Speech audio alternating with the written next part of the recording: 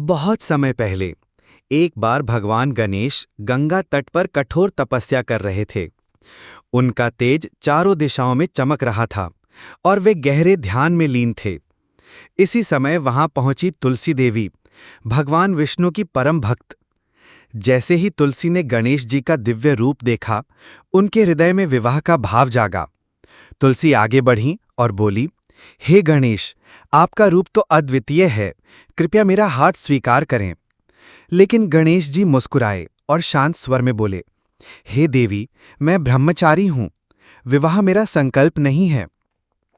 ये सुनकर तुलसी देवी आहत हो गईं, क्रोधित होकर बोली, हे गणेश, आप मेरा तिरस्कार कर रहे हैं, मैं आपको शाप देती हूं।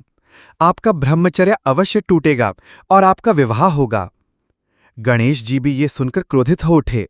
उन्होंने उत्तर दिया, हे तुलसी, आपने क्रोधवश अनुचित शाप दिया है, इसलिए मैं भी आपको शाप देता हूं। युगों युगों तक मेरी पूजा में तुम्हारा उपयोग निषिद्ध रहेगा। तुलसी देवी तुरंत पछताई। उन्होंने हाथ जोड़कर गणेश जी से क्षमा मांगी। तब गणेश जी ने कहा, तुम मेरी पूजा में तो स्वीकार नहीं की जाओगी, लेकिन तुम सदैव भगवान विष्णु को प्रिय रहोगी। संसार में जो भी विष्णु की आराधना करेगा, वह तुम्हें अवश्य अर्पित करेगा। इसी कारण आज भी गणेश जी की पूजा में तुलसी का प्रयोग वर्जित है, लेकिन भगवान विष्णु की पूजा तुलसी के बिना अधूरी मानी जाती है। समय बीता और तुलसी देवी के शाप के कारण गणेश जी का विवाह हुआ। उनकी दो पत्नियां बनी, सिद्धि और बुद्धि, और उनसे उत्पन्न हुए दो पुत्र, शुभ और लाभ। यही कारण है कि गणेश जी आज शुभ लाभ के प्रदाता कहलाते हैं।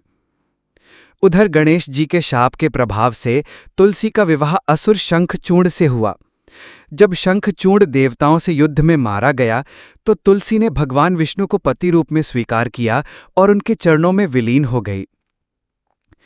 इस प्रकार गणेश जी और तुलसी देवी की ये कथा हमें सिखाती है कि क्रोध में बोले गए वचन कितना बड़ा परिणाम ला सकते हैं। यही कारण है कि गणेश जी की पूजा में तुलसी का पत्ता नहीं चढ़ाया जाता, बल्कि दूर्वा और मोदक अर्पित किए जाते हैं। गणपति बप्पा मौर्या।